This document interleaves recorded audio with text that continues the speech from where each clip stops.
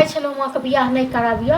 हाँ वो तो गेबे केले मौगी तो घिनमा घिन कऽ के गेबे केले। छौड़ा आयल हम भोरे सासुर से बुझलहुँ। हमरा की पता खेनाइ तेनाइ देलियै लऽ कऽ तऽ कहलक हम नहीं खायब।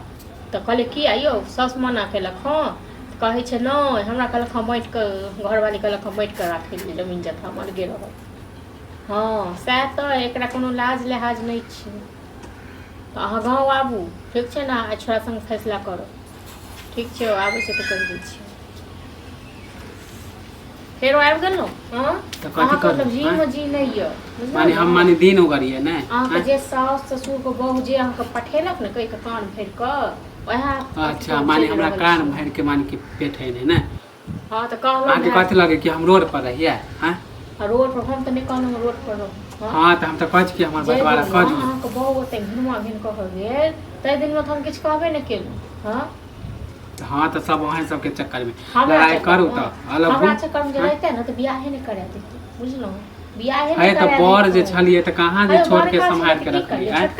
माने हमर घर हम तो कहै छी कि हमर घरवाली के गलती कहै छी बड़का छले तो छोटका के पैर पकड़ के रखतियै अपन घरवाली के एको बेर कहलियै। पैर पकड़े के की जरूरी माने समझा के नहीं रख से बर्दाश्त नहीं कर सकते। अच्छा मतलब हम ही बर्दाश्त करिए अहाँ सब तो बड़का बाबू छिए ना। हाँ तो हमर बहू कहलक कि बटवारा पके बटवारा काकी के बटवारा होती काकी के बटवारा जे घर है जमीन सब है बटवारा क दियो। घर आ जमीन तो भया नहीं ना यहाँ कथी लगे कि हम झोपड़ी में रहिए ना जत रहे खेत तत रहो जावे तक। हाँ तो कुछ नहीं समझ जाने छी हमरा बटवारा क दियो बहुत भ गेल।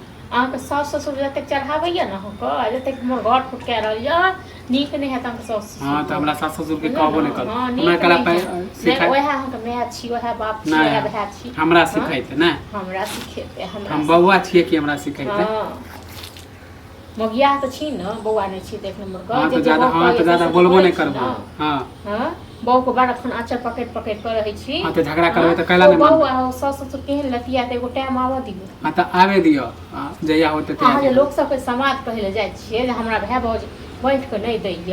हां कथि ने बैठ के दे कथि हम कथि कहिए कथि ने माने हम काल खन कुमार रहे तो गांव के लोग समाज के लोग बियाह करा देलक। हां आ यहाँ के लिए हम बड़ दुश्मन भ गेलहुँ से आइना काल तो बंटवारा होबे करत कैला हम आइ के त काल जते अहाँ द्वार की करते हम घर वाला काम छोड़ के चल जाए। हाँ तो लोग पूछे तो कहबे करबे माने हम दिन से हम घुरिया रहे तो कह जाओ ना लोग कहबे हमरा बहू के राख अपना घर में। नहीं तो जाओ ना कहबे कैला कहबे कहले कहबे बंटवारा नहीं कर। हां तो कहबे कर तैया से घर का फुटका के राख रख दिन जहानी सब दोनों चीज सब तो दूसरा के कला गाड़ी दे छी। घर का फुटका के लड़े में तो लड़ ले दोनों अहाँ के सास ससुर के गाड़ पड़े छी दोसर के गाड़ नहीं पड़े छी। हां तो सास ससुर के बोलबो नहीं कर सास ससुर के बड़ सत बैठना बाढ़ ले के भेंट तो दे आब जब मेल क के रखे छ तो कला झगड़ा कर लिया कला कर मेल क के रखे ऑन लोग से छी मेल हां तो पटरी खाए नहीं झगड़ा करे छी। हां तो बहस हमरा नहीं पटरी खाए के। हां तो बहस करेला नहीं बंटवारा करू नहीं तो 10 को लोग के हां तो कहियो 20 गो लोग को हमने बंटवारा करब।